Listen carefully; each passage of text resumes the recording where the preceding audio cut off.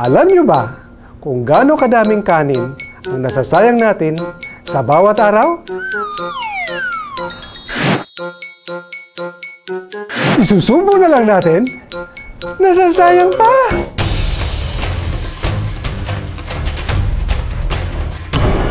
At kung bawat isa sa ating mga Pilipino ang nakapagsasayang ng isang kutsarang kanin sa isang araw, daan-daang libong tonelada ang masasayang taon-taon. Katumbas po ito ng kinakain ng milyong-milyong Pilipino sa bawat araw.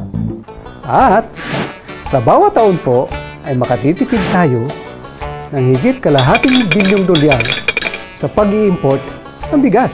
Correct ka dyan, Director Veronio. Kaya lang, nalulungkot ako sa mga umaaksaya at hindi nagpapahalaga sa kanin.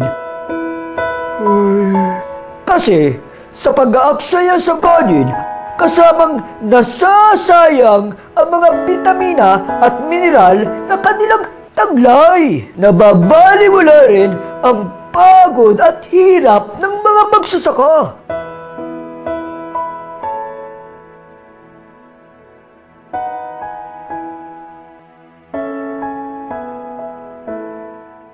Ang kanin ang ating pangunahing pagkain. Bida lagi sa ating hapagkainan. Pang-supporting lang ang mga ulam mula sa mga bonggat masasarap, pati na rin ang asin, toyo at tuyo. Kaya tama lang na pagpahalagahan din natin ang kanin. Di ba? What do you think? Umpisahan natin sa sarili-sarili nating tahanan ang pagpapahalaga sa kanin. Napakadali nitong gawin!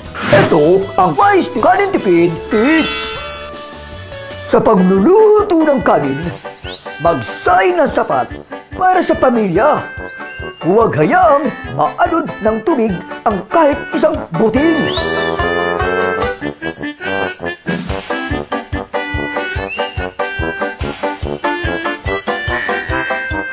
Bantayan ng mabuti ang sinaing upang maiwasan ang pagtutong nito. Sa ating bahay, maghain lang ng kanin na kayang ubusin. Ang teknik na pwede nating subukan, magpa-contest. At isali ang buong pamilya, pati mga kaibigan sa palinisan ng pinggan. Kung hindi may umasang, may matirang kanin, huwag itong itapon. Itabi natin ito at gawing sinangag, lugaw, ampaw, champurado. O di kaya, mag-imbento kayo ng putahing bago tulad ng mga ito.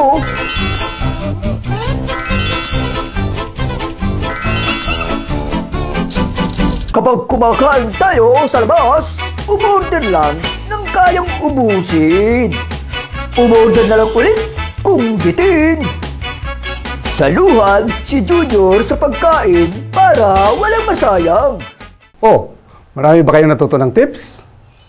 Hindi pa huli para tayo magtulong-tulong sa wise na pagkain ng kanin.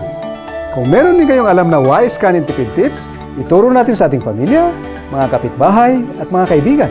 Tandaan natin, ang pagtitipid ng kanin ay madaling gawin at sundin.